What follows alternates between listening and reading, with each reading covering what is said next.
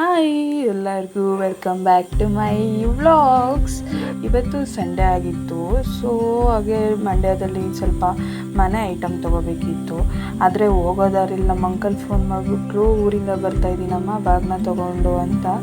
So ಡಿಮಾರ್ಟ್ಗೆ ಹೋಗಿದ್ರಲ್ಲಿ ಯಾವಾಗಲೂ ಡಿಮಾರ್ಟಲ್ಲಿ minimum ಒಂದು 5,000 10,000 item ತೊಗೊಳಕ್ಕೆ 1-2 ಅವರ್ ಕಳೀತಾ ಇದ್ವಿ.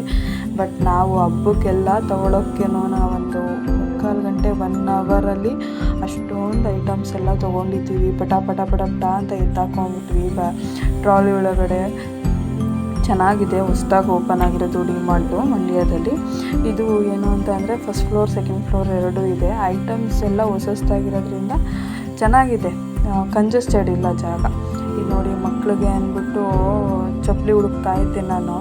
ಆ ಟೈಮಲ್ಲಿ ಎಷ್ಟು ವೆರೈಟಿ ಆಫ್ ಏನು ಮನೆ ಕರ್ಟನ್ಸು ಟವಲ್ಸು ಎಲ್ಲ ಇದೆ. ಕೊನೆಗೂ ಮಕ್ಳಿಗೆ ಚಪ್ಪಲಿ ಸಿಕ್ತು ಡೈಲಿ ಯೂಸ್ಗೆ.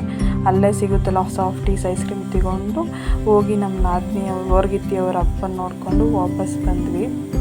ಬರೋರೊಳಗಡೆ ಅಂಕಲ್ ಬಂದಿದ್ದರು. So thank you.